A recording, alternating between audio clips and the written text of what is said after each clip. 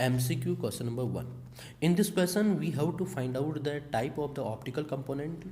If a plane polarized light of wavelength lambda incident at an angle 45 degree to the optical axis and output light is circularly polarized. So we know that if input is plane polarized light and output is circularly polarized light, then phase difference between both waves must be 90 degree or pi by 2, or path difference between both waves should be or must be lambda by 4. If input wave is incidenting at an angle of 45 degree, then the phase difference will create by introducing a quarter wave plate. Because for the quarter wave plate, phase difference is 90 degree or path difference is lambda by 4. So option C is correct. CQ question number 3. In this question, a particle of mass m moves under the action of a central force potential V is the function of r, that is equals to km r cube, where k is positive constant. We have to find out the angular frequency of the particle. So given that the central force potential Vr equals to km r cube and effective potential is defined as V effective is equals to km r cube plus j square divided by 2m r square, where j is angular momentum and under the motion of central force angular momentum is always conserved, so j is constant. And also we know that for the circular orbit under the motion of central forces at radius of the circular orbit r equals to r naught, first derivative of effective potential with respect to r will be equals to 0, and the total energy of the particle in the circular orbit E is equals to effective potential at r equals to radius of the circular orbit r naught. So again, by the equation of effective potential, V effective is equals to km r cube plus j square divided by 2m r square.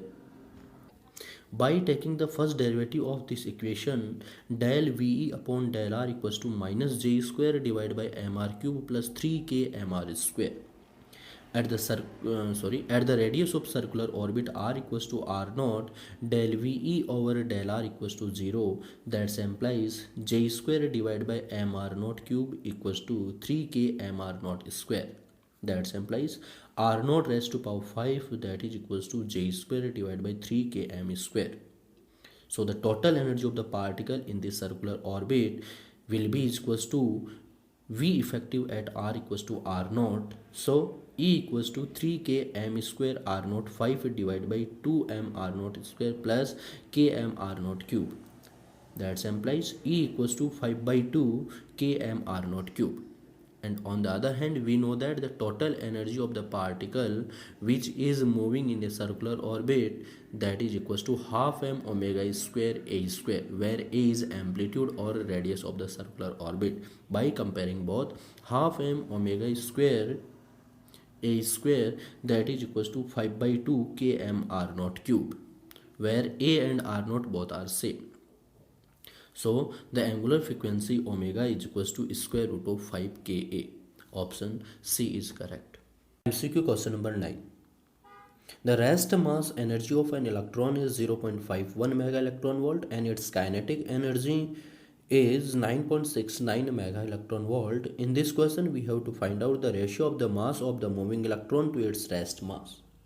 So by the special theory of relativity, we know that the total energy of a moving particle with velocity v is E equals to mc square, that is equals to m naught c square divided by square root of 1 minus v square by c square. And kinetic energy of a moving particle is kinetic energy Ke equals to total energy E minus rest mass energy m naught c square, or kinetic energy Ke is equals to E minus m naught c square. That implies kinetic energy Ke is equals to m naught c square divided by 1 minus v square by c square minus m naught c square. By putting the values, 9.69 mega electron volt equals to 0.51 mega electron volt divided by square root of 1 minus v square by c square minus 0.51 mega electron volt. By solving this equation, 10.2 mega electron volt equals to 0.51 mega electron volt divide by square root of 1 minus v square by c square. That implies 1 divided by square root of 1 minus v square by c square equals to 10.2 divided by 0.51, that is equals to 20. Again, we know that the apparent mass m equals to m naught divided by square root of 1 minus v square by c square. That implies m divided by m naught equals to 1 divided by square root of 1 minus v square by c square. From above calculation, 1 divided by square root of 1 minus v square equals to 20. So m divided by m naught equals to 20 ratio 1. Answer B is correct. MCQ question number 11. In this question, we have been asked to calculate the energy of a uniformly charged spherical shell which has a total charge Q and has a radius R. Now, we can easily say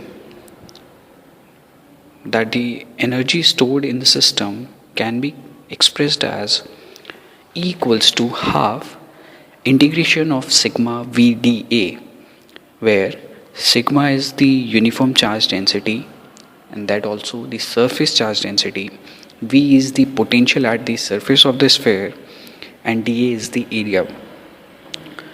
Now the potential at the surface of the sphere can be expressed as kq by r.